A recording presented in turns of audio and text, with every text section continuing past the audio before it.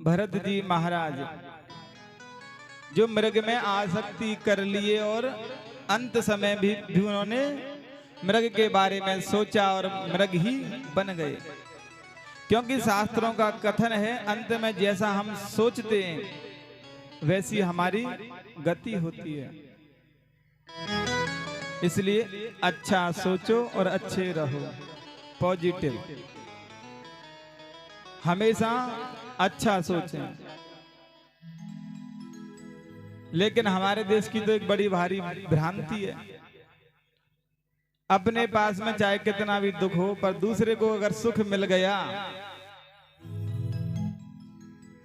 उससे ज्यादा कष्ट होता है।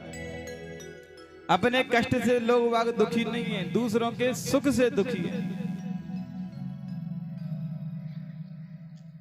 लेकिन एक बात बताए कोई, यदि किसी को कोई सुख मिल जाए और हम उसके लिए दुख करें कि इसे क्यों मिला, क्या होने वाला है। कोई कार ले आया और हम सोचें ये कार क्यों लेके आ गया, दुख तो हमें है, लेकिन क्या उसकी कार को हम छीन लेंगे? नहीं छीनेंगे ना, कार तो हमें मिलने वाली है नहीं। फिर क्यों हम दुख करते हैं दूसरे को देख करके।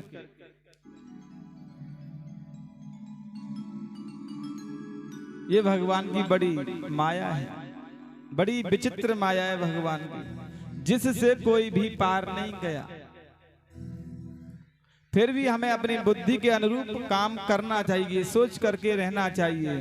जिसका सुख मिला है उसको तो मिलेगा ही, जिसके भाग्य में सुख लिखे हैं उसको मिलेंगे, और जिसके में दुख हैं।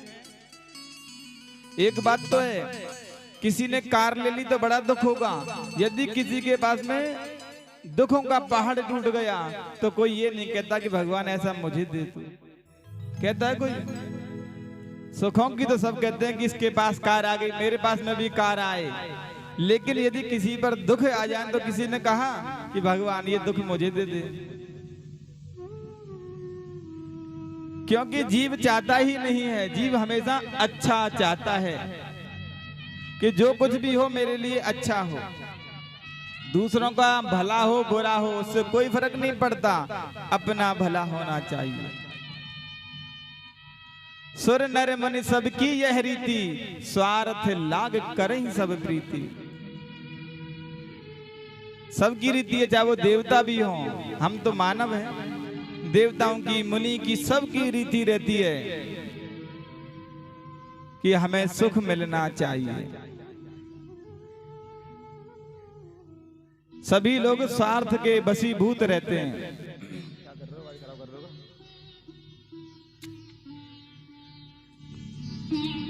तो जो भरत जी महाराज हैं उन्होंने अंत में मृग को पाल लिया और मृग को देखते देखते ही प्राणांत हो गया, और अंत में वह भी जब दूसरी बार जन्म हुआ तो मृग ही बन गए। लेकिन पूर्व जन्म का पूरा याद था। जो भगवान के भक्त होते हैं उन्हें सब कुछ याद रहता है। अभी भी कोई बात अधूरी रह गई क्या आपकी?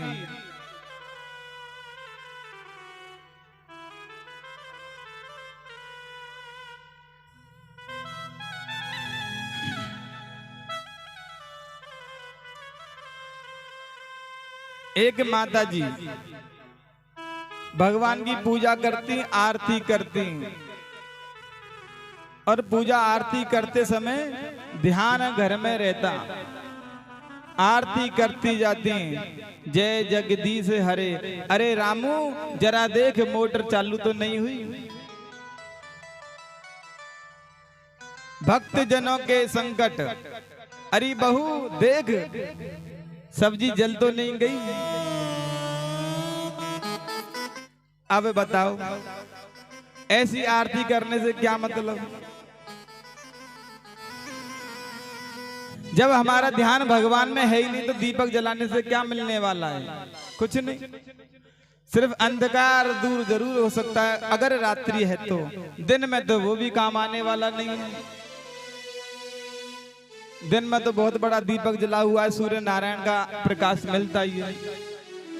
और हम लोग कथाएं क्यों सुनते हैं, क्यों करते हैं?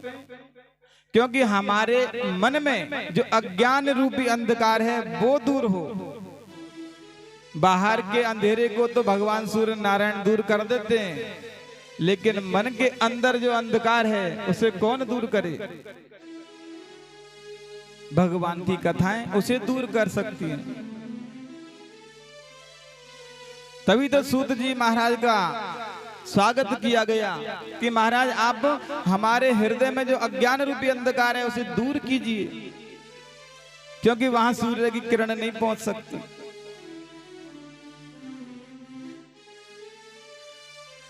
इसलिए अगर ध्यान है कथा में तो कथा ही सुने। बात करने का मन है, लंच कर लेंगे, ब्रेक कर लेंगे, 2 मिनट बाहर चले जाना है,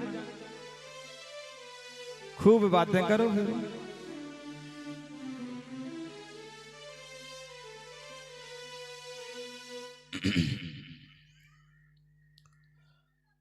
तो भरत जी मृग बन गए। उन्हें अपने पूर्व जन्म का सब कुछ याद था कि मैं किस कारण मृग बना। इस बार वे हरे पत्ते नहीं खाते, सूखे पत्ते खाते थे और जंगल में ही विचरण करते, हरी घास नहीं खाते। एक दिन जंगल में आग लगी और उसमें ही जल करके वे नष्ट हो गए। इस बार उन्होंने आंगिरस ब्राह्मण के यहां पर जन्म लिया। ब्राह्मण देवता के यहाँ जब आए हैं पुत्र बन के, उन्होंने देखा और मन ही मन सोचने लगे हैं कितना तेजस्वी पुत्र हुआ है हमारे, ये तो कोई विद्वान मालूम पड़ता है। जब बड़े हो गए थे भरत जी तो उनको गुरु मंत्र दिया, गायत्री मंत्र दे दिया और कहा कि बेटा इस मंत्र को मुझे सुना देना। बोले ठीक है पिताजी। अब भरत जी तो जानते थे कि पिताजी मंत्र क्यों दे रहे हैं, हम बच्चों को क्यों पढ़ाते हैं? अच्छा रोजगार करें, अच्छे कार्य करें। भरत जी समझ गए कि उदर भरे सो धर्म सिखावे, पेट भरने का धर्म सिखा रहे हैं पिताजी, तो मंत्र को याद करवाएंगे और कल फिर कह देंगे जा बेटा यजमानी को संभाल। लेकिन उन्हें तो ज्ञान था ना, इसलिए उन्होंने वह मंत्र याद ही नहीं किया। 3 दिन बाद पिताजी ने पूछा बेटा मंत्र सुनाओ, आधा अधूरा सुनाया। पिताजी ने सोचा कठिन मंत्र है, याद नहीं हुआ होगा, चलो कोई बात नहीं बेटा कल सुना देना। ठीक है पिताजी। बच्चों सबको पकड़ के ले जाएंगे अभी झोला में।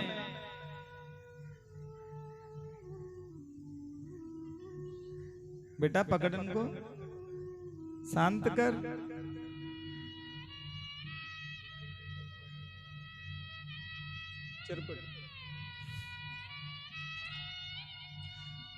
बच्चे भगवान का रूप होते हैं, ये नहीं जानते, इनके मन में छल कपट पाप बिल्कुल भी नहीं होता। अगर पिताजी माताजी बच्चों को समझा दे कि फलाना आए तो मना कर देना, और कोई पूछने आ जाए कि तेरे पापा कहाँ हैं, मम्मी कहाँ हैं, तो कह देंगे यहाँ नहीं है। बेटा किसने कहा? पापा ने कहा कि यहाँ पे नहीं है। भोले होते हैं बच्चे, इसलिए तो कहा है कि बच्चे जो हैं भगवान का रूप होते हैं। ये छल कपट की भावना जो है धीरे धीरे हम लोग डालते हैं, माया के बंधन में हम ही डालते हैं। तो भरत जी ने वह मंत्र याद करके नहीं सुनाया पिताजी को। 10 दिन हो गए, 20 दिन हो गए। पिताजी ने सोचा कि हम तो सोच रहे थे कि हमारा पुत्र बड़ा विद्वान मालूम पड़ रहा था, लेकिन ये तो जड़ हो गया। उनका नाम रख दिया जड़ भरत। कोई भी काम नहीं करते, ना तो पढ़ने जाते और ना मंत्र याद करते, दिन भर घर में पड़े रहते, पढ़ते नहीं पड़े रहते। पिताजी ने भी घर से बाहर निकाल दिया। जड़ भरत जी को तो ज्ञान था, सो जंगल में गए और वहां भगवान का भजन करते। एक दिन राजा रहुगण उसी मार्ग से गुजर रहे थे जहां पर जड़ भरत जी रहते थे।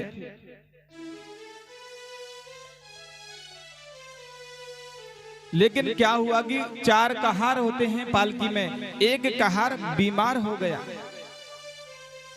राजा ने सैनिकों को आदेश दिया कि जाओ कोई व्यक्ति ढूंढ के लाओ। सैनिक गए और जाकर देखते हैं कि जड़ भरत जी आराम से एक आम के पेड़ के नीचे लेटे हुए हैं, मोटे ताजे तंदुरुस्त एकदम। सैनिकों ने पकड़ के राजा रहुगढ़ के यहाँ पर ले गए और पालकी में लगा दिया। लेकिन उनका नियम था, जब भी वह चलते थे तो आगे की भूमि को देख के चलते, को जीव जंतु चींटी कोई आ नहीं जाए और मर भी ना जाए, क्योंकि पाप तो लगता है ना।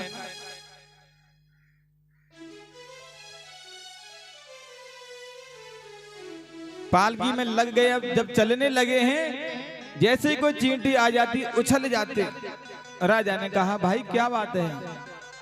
बोले महाराज ये जो नया कहार है ना, ये अच्छे ढंग से नहीं चलता। राजा ने कहा ठीक है भाई नया है, लेकिन इसको बोलो अच्छे ढंग से चले। थोड़ा आगे चले, फिर ऐसे ही उछल गया वो और राजा का सिर पालकी में टकरा गया। राजा ने भला बुरा कहा, देखने में इतने मोटे ताजे हृष्ट पुष्ट लगते हो, लेकिन तुमसे ढंग से चला भी नहीं जाता। थोड़े आगे और गए, फिर उछल गए। फिर राजा ने कहा तुम जानते हो कौन किसको लेके जा रहे हो? मैं राजा हूं, तुम्हें दंडित करूंगा। जड़ भरत जी से रहा नहीं गया। उन्होंने क्या किया, मन ही मन सोचा कि यदि आज राजा को उपदेश नहीं दिया तो लोग कहेंगे कि जड़ भरत जी जैसा संत मिला फिर भी राजा का उद्धार नहीं हुआ। और संतों का मन तो ऐसा ही रहता है, संत हृदय नवनीत समाना। संत केवल दूसरों का हित चाहते हैं, अपना चाहे भला हो बुरा हो कोई मतलब नहीं, लेकिन दूसरों का अवश्य भला होना चाहिए। बोले राजन तुम मुझे क्या दंडित करोगे? आत्मा तो परमात्मा की है, आप शायद शरीर को दंडित करने वाले हो और कहते हो मोटा ताजा हूं। अरे ये तो शरीर के धर्म है। राजा ने सोचा कोई ज्ञानी है, पैरों में गिर पड़ा, क्षमा याचना मांगने लगा। राजा रहुगण को उपदेश दिया और वहां से चले गए।